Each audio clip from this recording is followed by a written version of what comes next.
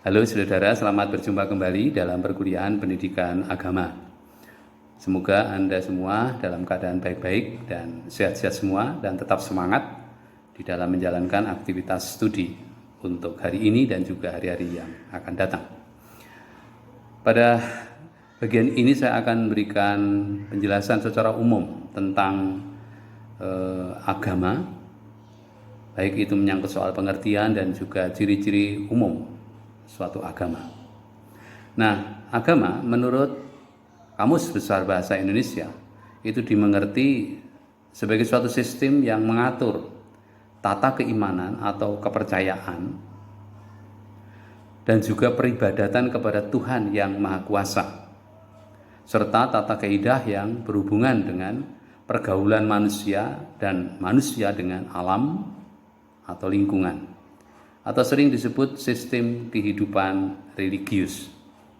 Nah, di dalam kehidupan keagamaan di Indonesia, kalau kita mengenal ada 6 agama, tentu agama-agama ini, entah itu Katolik, Kristen, Hindu, Buddha, Islam, Konghucu, itu adalah sebuah sistem kehidupan religius. Artinya kehidupan kepercayaan kepada Tuhan yang tersistem, di mana ada aturan, di mana ada norma-normanya, di mana ada hukum-hukumnya. Sehingga ketika kita berbicara mengenai sistem kehidupan religius, itu mengasumsikan 6 agama yang tadi saya sebutkan itu. Nah, sedangkan secara umum, agama itu sebenarnya lebih menunjukkan sebuah ungkapan atau ekspresi begitu. Ungkapan apa? Yaitu ungkapan hubungan antara manusia dengan yang ilahi, yang sering disebut sebagai yang suci, yang kudus, yang lebih tinggi, yang luhur, yang mulia daripada manusia dan juga makhluk-makhluk ciptaan yang lain. Sehingga pengertian umum ini sebagai suatu ungkapan hubungan apapun bentuknya, itu mengandaikan bahwa agama tidak hanya menunjuk 6 agama tadi, tetapi segala bentuk ekspresi atau ungkapan-ungkapan manusia yang menggambarkan relasinya dengan yang suci. Itu. Kemudian ciri-ciri suatu agama itu bisa kita lihat dalam 3 aspek. Yang pertama adalah agama bila dilihat dari pihak yang terkait atau relasional begitu. Lalu agama itu ada dimensi-dimensi yang melekat di dalam hidup keagamaan manusia. Lalu yang ketiga adalah sifat isi ajaran agama itu. Nah, sekarang kita akan kupas satu persatu mengenai ciri-ciri tersebut. Yang pertama, tadi saya sebutkan bahwa agama itu menggambarkan relasional atau suatu ungkapan hubungan relasional. Tidak lain ini menunjuk pada sebuah relasi antara Tuhan dan manusia. Kita tahu secara umum semua agama mengakui Tuhan yang diimani itu adalah Tuhan yang pertama adalah yang transenden. Transenden itu artinya melampaui, mengatasi alam ciptaan. Mengapa? Ya asumsinya kalau Tuhan itu pencipta, Tuhan itu yang mengadakan segala suatu kehidupan ini, maka dia melampaui, maka transenden. Maka kata transenden ini menggambarkan tentang keagungan, kesucian, kemuliaan, kesempurnaan, dan bahkan itu Tuhan sering disebut sebagai dahsyat begitu. Yang kedua, sekaligus Tuhan itu imanen. Imanen itu artinya ada di dalam, bersatu dengan ciptaan itu. Nah, keimanenan Tuhan memang untuk pemeluk agama satu dengan yang lain itu cara penghayatannya itu memiliki penekanan yang bervariasi. Tetapi bahwa Tuhan dihayati sebagai yang bersatu dengan ciptaan, itu hampir tidak ada yang meragukan bahwa kehidupan ini ya karena diselenggarakan. karena Tuhan ada di dalamnya. Maka keimanan Tuhan itu juga akan menggambarkan tentang Tuhan yang menyenangkan, akrab, gaul, yang dekat, ya, yang bersama dengan ciptaan, bersatu dengan ciptaan, bahkan mempesona, menghangatkan. Ya, karena persatuan itu membuat manusia menjadi nyaman. Jadi sifat Tuhan yang transenden dan imanen ini perlu menjadi kesadaran kita supaya kita tidak hanya memandang Tuhan begitu jauh saja. Tetapi segala macam tanda-tanda kehidupan yang ada di sini, yang dalam kehidupan kita ini, itu menunjukkan, menggambarkan tentang keberadaan Tuhan.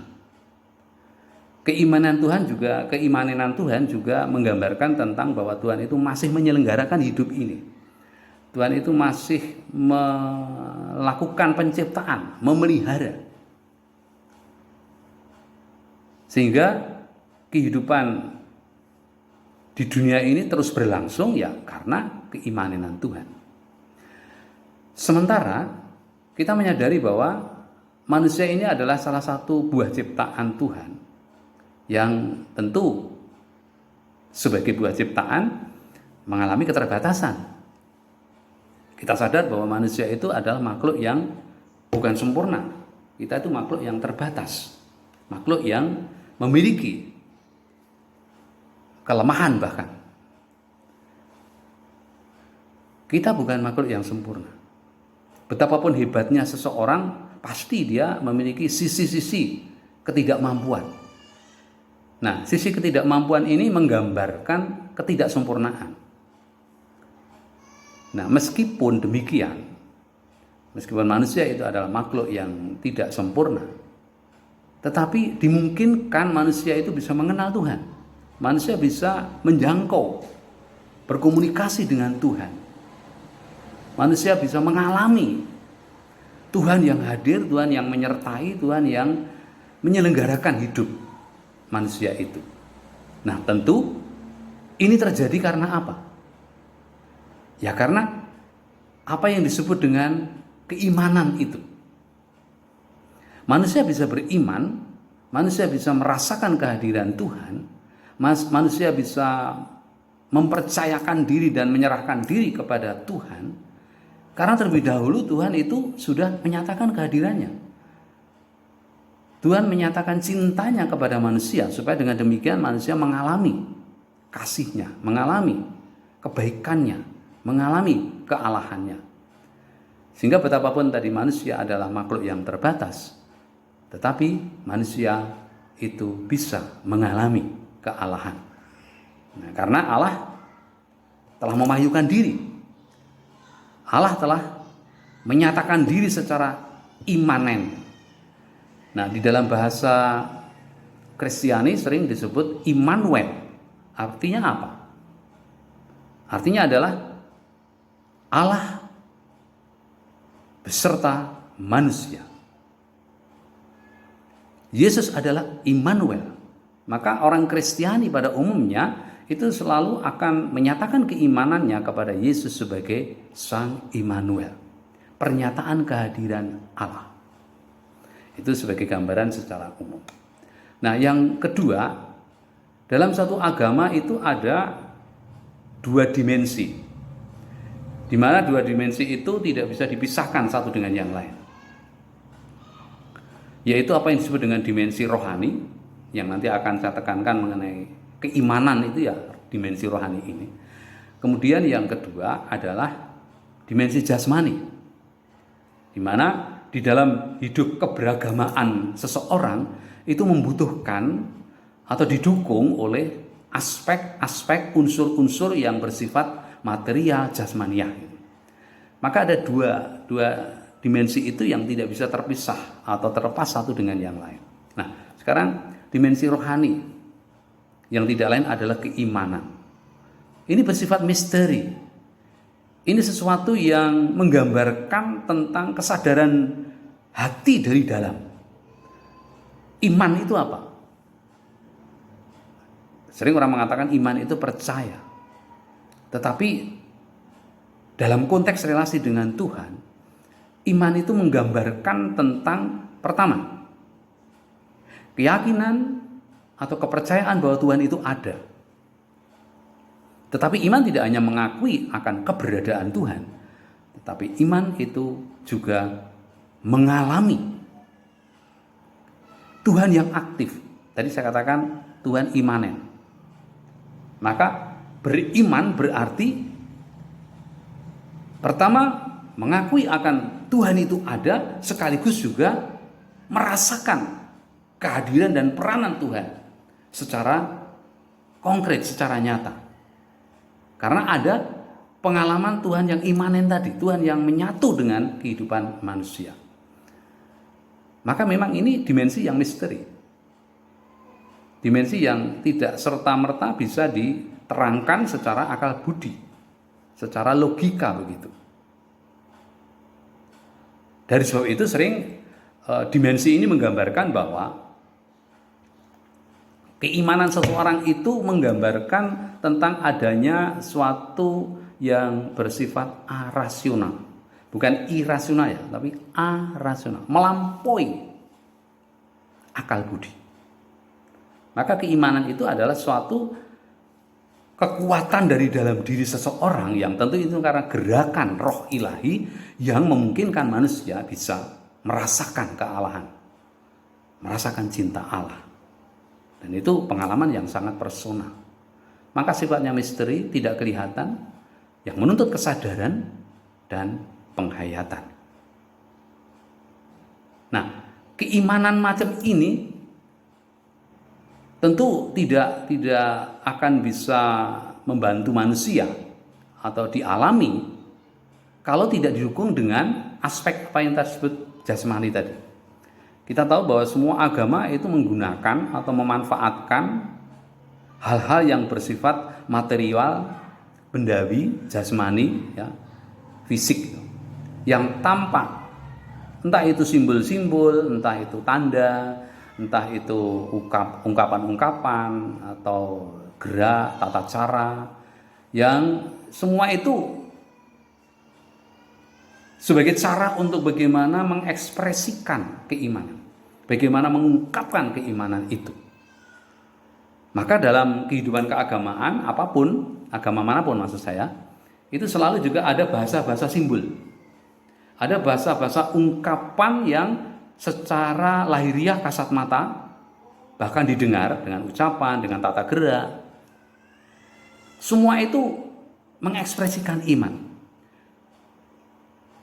Orang Katolik itu kalau berdoa menandai dengan tanda salib. Ya, seperti itu. Di sana ada salib. Tanda salib itu menjadi lambang, menjadi simbol, menjadi sebuah cara bagaimana ekspresi iman itu bisa ditunjukkan. Dan saya kira di dalam agama-agama yang lain pun juga banyak ungkapan-ungkapan simbolis yang tentu ini memuat makna, ya, memuat nilai-nilai rohani yang memang dimaksudkan oleh penganut agama yang bersangkutan untuk bisa membantu bagaimana dia mengalami keimanan, ya, mengalami keimanan dirinya dalam relasi dengan Tuhan. Sekarang bagian yang terakhir, sifat ajaran agama.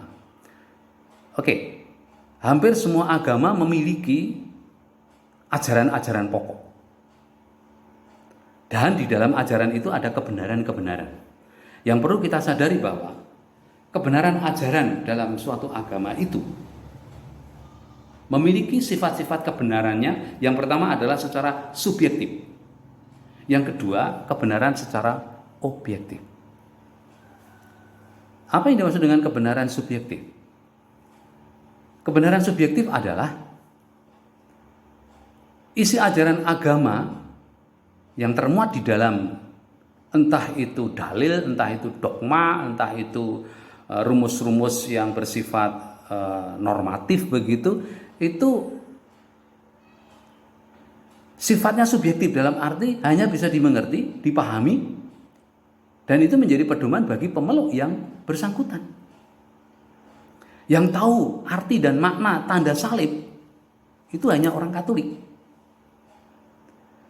Ungkapan-ungkapan simbolis dalam satu agama itu memiliki paham, makna, dan nilai-nilai penghayatan yang bersifat subjektif.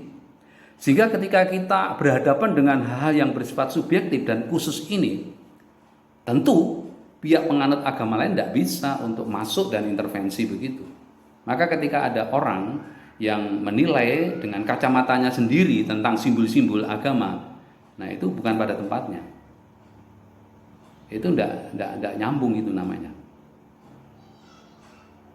Karena ada nilai-nilai subjektif yang personal, yang khusus, spesifik, hanya dipahami, dimengerti, dan itu menjadi pedoman bagi pemeluk yang bersangkutan. Ya kalau saya analogikan, saya punya istri. Secara subjektif, menurut keyakinan dan penghayatan dan kemantapan hati saya, ya istri saya itu adalah orang yang sungguh memiliki pengaruh bagi saya. Bahwa orang lain itu tidak terpengaruh oleh istri saya, nah tentu saja dimaklumi. Tetapi bahwa saya mencintai istri saya itu secara subjektif. Pun orang lain juga punya pengalaman yang sama, dia mencintai istrinya dengan cara itu, yang macam itu profilnya. Saya nggak bisa mengatakan, oh istrimu wah gitu loh, mau cari istri itu yang lebih baik dan nanti bisa memperbaiki keturunanmu gitu. Loh, kita tidak bisa intervensi tentang hal-hal yang bersifat personal, subjektif dalam diri orang dengan kacamata, cara pandang, dan selera kita. Bukan pada tempatnya.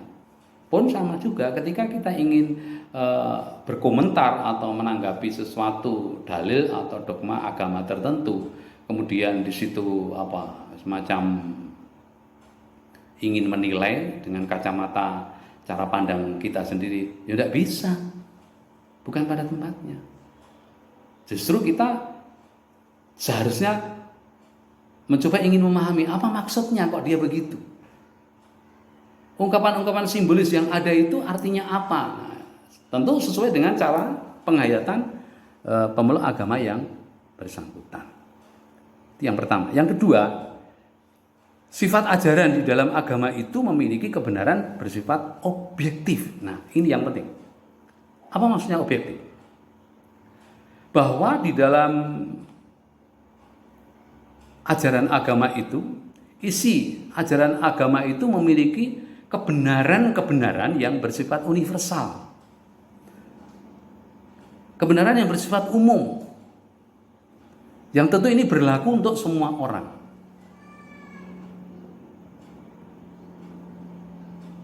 Yakin bahwa semua agama akan mengajarkan sesuatu yang baik. Maka orang mengatakan bahwa agama itu mengajarkan baik. Sebenarnya agama semua baik. Dalam arti ini, setiap agama mengajarkan nilai-nilai kebaikan yang bersifat universal. Contohnya, soal keadilan, kejujuran, soal kedamaian,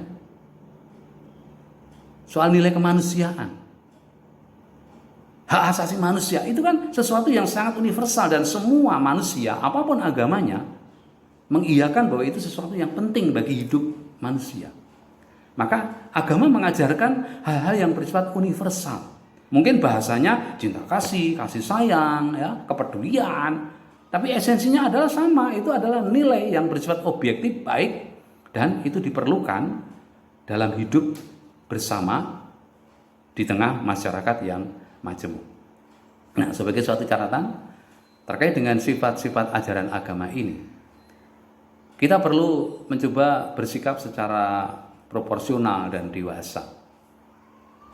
Berkaitan dengan kebenaran secara objektif, kalau ini menjadi sesuatu yang sungguh dipahami oleh semua pihak pemeluk agama, betapa orang tidak akan sempat berpikir mengenai perbedaan lalu memicu konflik. Tapi justru kebenaran objektif itu menjadi sesuatu yang ingin dikembangkan bersama, ingin diolah bersama, ingin dirawat bersama. Tetapi kalau orang hanya berbicara mengenai perbedaan lalu mencari kebenaran secara sepihak, lalu menjadi fanatis ya, fanatik yang secara ekstrim begitu, maka tentu ini menjadi sesuatu yang ya tidak layak. Sekali lagi, nilai-nilai kebenaran yang bersifat objektif itu akan menjadi titik temu bagi agama-agama di mana orang tidak lagi sibuk dengan perbedaan. Orang tidak lagi sibuk ingin memenangkan dirinya, mengatakan dirinya paling benar, paling hebat. Ingat, masing-masing ajaran agama memiliki kebenarannya secara subjektif. Dan kita tidak perlu masuk ke ranah yang bersifat subjektif itu lalu seolah-olah menyalahkan, mendiskreditkan dan lain sebagainya. Itulah yang seharusnya kita hindarkan. Justru kita harus terbuka memahami apa maksudnya. Ada nilai-nilai subjektif yang hanya bisa dipahami oleh pemeluk agama yang bersangkutan, lalu agama yang lain itu mestinya ya mencoba untuk memahami maksudnya apa. Baik, saudara-saudara, ini sekedar pengantar secara umum tentang pengertian agama dan juga ciri-ciri agama pada umumnya. Nah, semoga ini memberikan gambaran secara umum. Dan selanjutnya kita akan membahas di dalam forum diskusi sehingga nanti kita bisa semakin menelaah ya. Berdasarkan file yang sudah ada maka silakan Anda cermati. Juga ada satu artikel yang sekiranya penting untuk Anda cermati juga mengenai perlukah beragama ya. Karena dalam fakta banyak orang rajin dan kusuk serta bahkan aktif beragama tetapi juga sekaligus dia jahat ya, sekaligus dia itu ya provokator ya, atau bahkan ada orang yang notabene itu adalah seharusnya menjadi panutan tetapi malah menjadi batu sandungan. Baik, sekarang kita akan melanjutkan dengan proses perkuliahan kita selanjutnya.